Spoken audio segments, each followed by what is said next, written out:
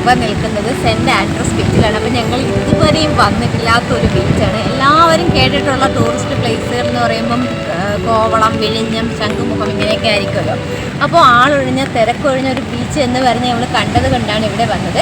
അപ്പോൾ ഇന്നത്തെ വീഡിയോ നമ്മുടെ സെൻറ്റ് ആൻഡ്രൂസ് ബീച്ച് ആണ്. ഓക്കെ, നിങ്ങൾ ഈ കണ്ടുകൊണ്ടിരിക്കുന്നതാണ് കേട്ടോ നമ്മുടെ സെൻറ്റ് ആൻഡ്രൂസ് ചർച്ച്. അപ്പോൾ ഈ ചർച്ചിന് നേരെ മുൻവശത്തായിട്ട് ഒരു കുരിശടിയുണ്ട്. ആ കുരിശടിയുടെ ബേക്ക് ഭാഗത്തായിട്ട് കാണുന്നതാണ് നമ്മുടെ ഈ കാണുന്ന സെൻറ്റ് ആൻഡ്രൂസ് ബീച്ച്. ഇതൊരു കുഞ്ഞ് ബീച്ചാണ്. ഇവിടെ ഭയങ്കര തിരക്കുണ്ടോ എന്ന് ചോദിച്ചാൽ അതെ, വലിയ തിരക്കൊന്നുമില്ല.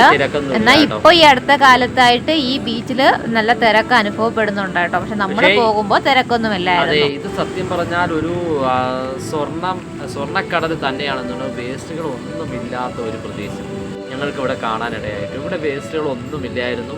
നല്ല ക്ലീൻ ആയിരുന്നു. അത് മണല് സ്വർണത്തിന്റെ കളറായിരുന്നു. ആ രീതിയിലാണ് കിടക്കുന്നത്. അത്രയും ക്ലീൻ ആയിരുന്നു. ഇവിടെ നല്ല ഭംഗി ഉണ്ടായിരുന്നു കേട്ടോ. നമുക്ക് ആസ്വദിക്കാൻ കഴിയും ഇവിടെ വന്നിരുന്ന്. നമ്മൾ വൈകുന്നേരങ്ങളിലൊക്കെ നമുക്ക് ഫാമിലി ആയിട്ടോ ഫ്രണ്ട്സോ ആയിട്ടോ ഒക്കെ ഒന്ന് വന്നിരുന്നാൽ നിങ്ങൾക്ക് എൻജോയ് ചെയ്യാൻ പറ്റിയ ഒരു അടിപൊളി കടൽ തീരമാണ് കേട്ടോ. എല്ലാവരും ശംഖുമുഖം അല്ലെങ്കിൽ വേളി, കോവളം ഇങ്ങനെയുള്ള പല ഫേമസ് കടൽ തീരങ്ങളിൽ പോകുമ്പോൾ അധികം ആരും എത്തിപ്പെടാത്തൊരു കടൽ തീരമാണ് കേട്ടോ ഇത്. പക്ഷെ നിങ്ങളൊക്കെ വരണം, സൂപ്പറാണ്. പിന്നെ ഒരു കാര്യം പറയാം, ഐസ്ക്രീമും ചായ അല്ലെങ്കിൽ കോഫി അങ്ങനെയുള്ള ഐറ്റംസും ഒരു റെസ്റ്റോറന്റ് ഒക്കെ ഉണ്ട്.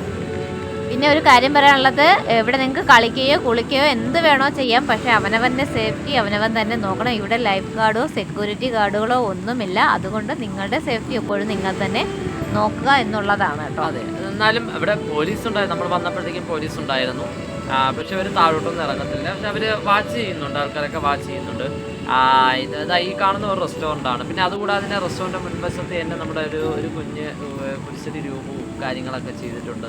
നല്ല മനോഹരമായിട്ട് നമുക്ക് പ്രാർത്ഥിക്കാനുള്ള സൗകര്യം. അത് കഴിഞ്ഞ് നമ്മൾ പോയതെന്ന് പറഞ്ഞാൽ നമ്മുടെ അവിടുത്തെ പള്ളിയുടെ കുരിശടിയിലാണ് കേട്ടോ.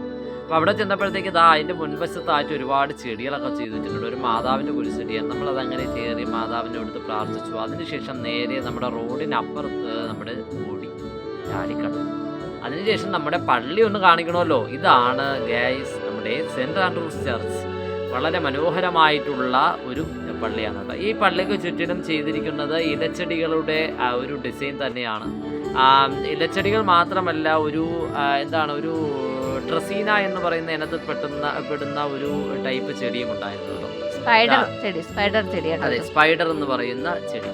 അതുകൂടാതെ തന്നെ ഇവിടെ ഒരുപാട് ചെടികൾക്കിടയിൽ നമ്മുടെ ഒരു മാതാവിനെ നമ്മൾ കാണാനിടയായി.